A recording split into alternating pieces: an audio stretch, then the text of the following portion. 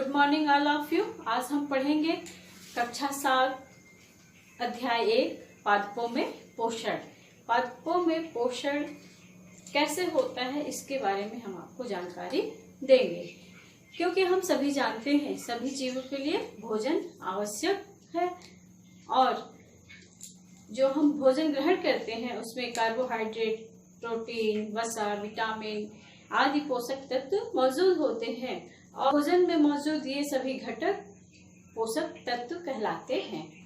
सभी जीवों को भोजन की आवश्यकता होती है और सभी जीव अपना भोजन स्वयं नहीं बना सकते हैं, लेकिन इस पृथ्वी पे केवल पादप ही ऐसे सजीव हैं जो अपना भोजन स्वयं बनाते हैं और जिनके कारण हम सभी ऊर्जा प्राप्त करते हैं। और इस पृथ्वी पर मानव सहित और जो भी जीव जंतु है, कोई भी ऐसा जीव जंतु नहीं है जो अपना भोजन स्वयं बना सकता है। इस पृथ्वी पे मौजूद जितने भी प्राणी या मानव या अन्य कोई भी जीव है, वो सभी पादपों पे निर्भर रहते हैं और पादपों से ही प्राप्त खाद्य पदार्थों से अपना भोजन ग्रहण करते हैं। कोई भी जीव या कोई भी प्राणी ऐसा नहीं है जो अपना भोजन स्वयं बना सकता है। अतः इस पृथ्वी पर मानव सहित अन्य जो भी प्राणी है वो प्रत्यक्ष या परोक्ष रूप से पादपों पे ही निर्भर रहते हैं। अब सवाल यह उठता है कि पादप अपना भोजन कैसे बनाते हैं। विधि कितने प्रकार की होती है? तो पोषण विधि 2 प्रकार की होती है। पहली स्वपोषण और दूसरा विषम पोषण। पादप अपना भोजन स्वयं बनाते हैं, वो स्वपोषी कहलाते हैं और उनके भोजन बनाने की इस विधि को हम स्वपोषण कहते हैं। इसमें हम पादपों पे निर्भर रहते हैं। अपने भोजन के लिए हम पादपों पे या अन्य पादपों के उत्पाद पे निर्भर रहते हैं, वह विषम पोषण विधि कहलाती है।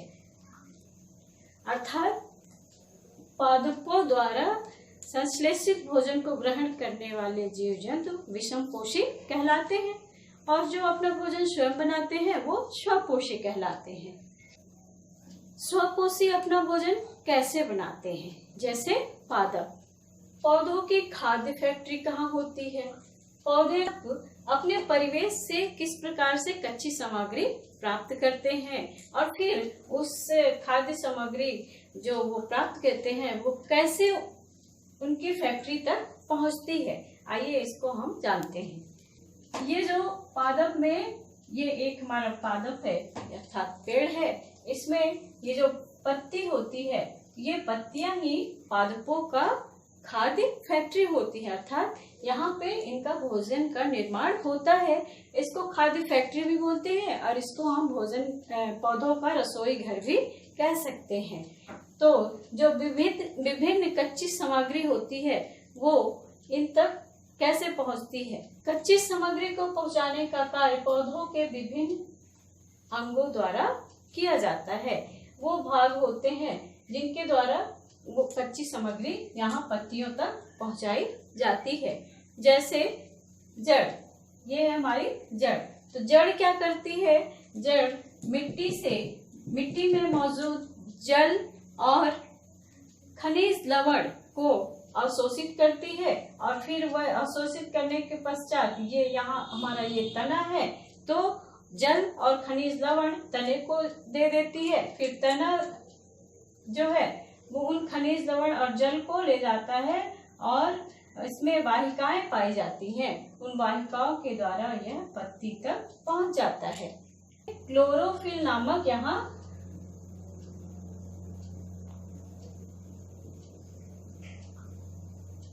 क्लोरोफिल नामक पत्ती में एक हरा वर्णक पाया जाता है जो सूर्य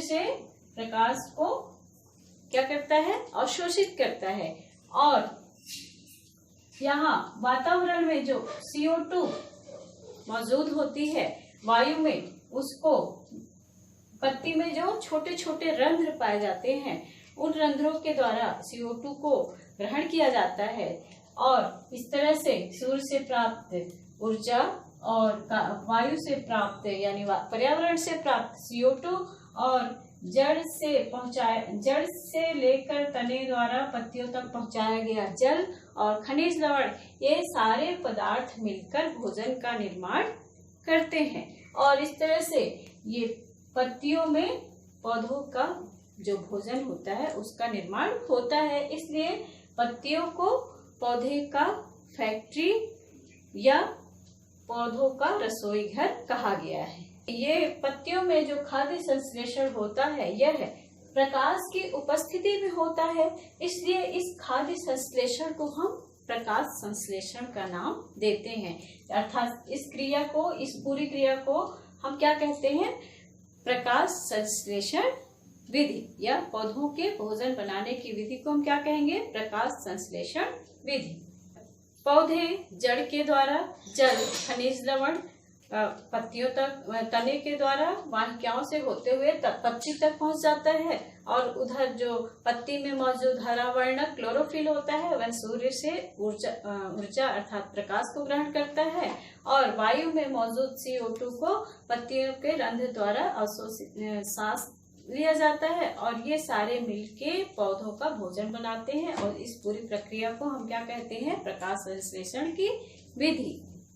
प्रकाश संश्लेषण की इस क्रिया को हम रासायनिक समीकरण के द्वारा भी दर्शा सकते हैं, जैसे कि कार्बन डाइऑक्साइड और जल, यानी वातावरण से पत्तियों ने क्या लिया? कार्बन डाइऑक्साइड और जड़ों के द्वारा खनिज लवण और जल तने से होते हुए पत्तियों तक पहुंचा और फिर इन्होंने पत्तियों में मौजूद क्लोरोफिल, सूर्य से इसने ऊर्जा को ग्रहण किया और सूर्य का प्रकाश, और इस तरह से यहाँ क्या बन गया? कार्बोहाइड्रेट और ऑक्सीजन निर्मुक्त होती है और इस ऑक्सीजन को हम जब श्वसन क्रिया करते हैं तो हम ऑक्सीजन ग्रहण करते हैं।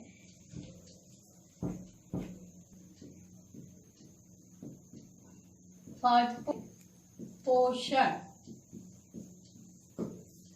अर्थात हम इस क्रिया के द्वारा हम यह कह सकते हैं कि ऊर्जा का प्रमुख जो चरम स्रोत है वह सूर्य है। क्या ऐसा हमने कभी ऐसी कल्पना की है कि अगर प्रकाश संश्लेषण क्रिया ना हो तो क्या होगा? पृथ्वी पे मौजूद जितने भी जीव जंतु हैं वो प्रत्यक्ष या अप्रत्यक्ष रूप से पादपों पे ही निर्भर हैं। इसलिए जो ऑक्सीजन गैस हमें प्राप्त होती है वह भी हमें पादपों से ही प्राप्त होती है। अर्थात इस पृथ्वी पे अगर प्रकाश संश्लेषण की क्रिया न हो तो आप सोच सकते हैं कि यहाँ जीवन संभव नहीं है। अतः पादपों का होना बहुत ही आवश्यक है। पादप है तो हम हैं और अगर पेड़ नहीं है तो इस पृथ्वी पर जीवन की कल्पना भी हम नहीं कर सकते हैं। प्रकाश संश्लेषण की क्रिया अगर नहीं होगी तो इस पृथ्वी पर मौजूद सभी जीवों का जीवन संकट में आ जाएगा। पढ़ाई के लिए आप चैनल को सब्सक्राइब करें। Thank you.